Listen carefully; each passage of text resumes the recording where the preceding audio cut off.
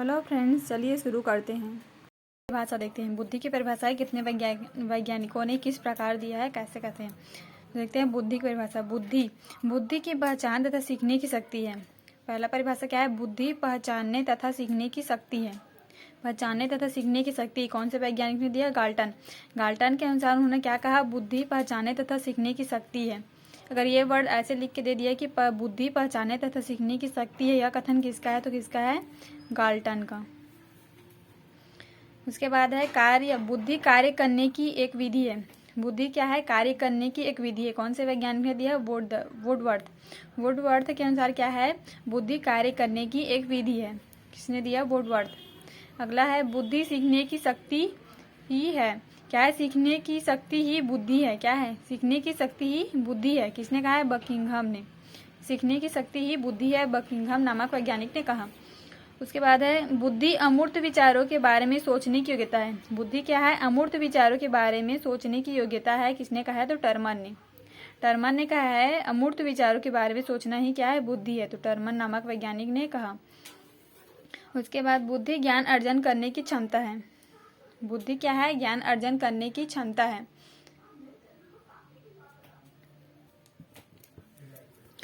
बुद्धि क्या है? ज्ञान अर्जन करने की क्षमता है। किसने कहा है? वुड्रो नामक वैज्ञानिक ने कहा है कि ज्ञान अर्जन करने की क्षमता ही बुद्धि है।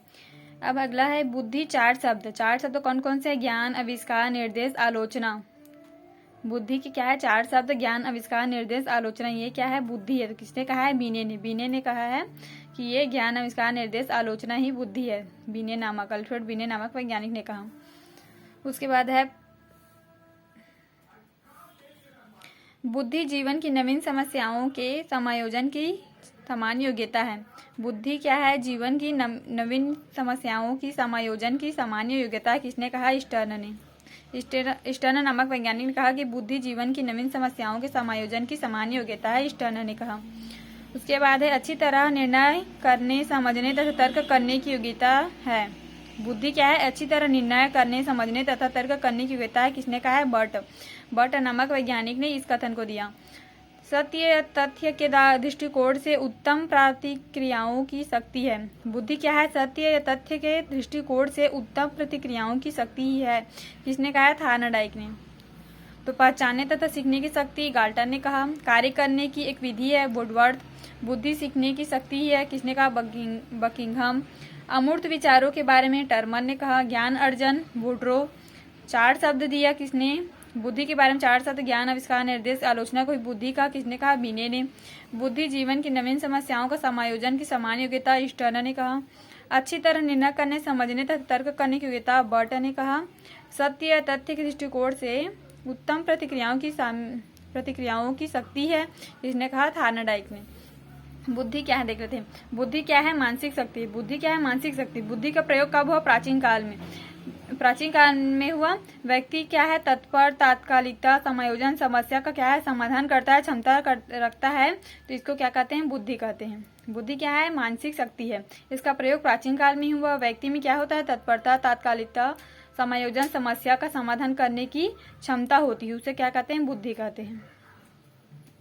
यह है बुद्धि की परिभाषाएं। अब देखते हैं बुद्धि का सिद्धांत। बुद्धि का सिद्धांत किसने दिया?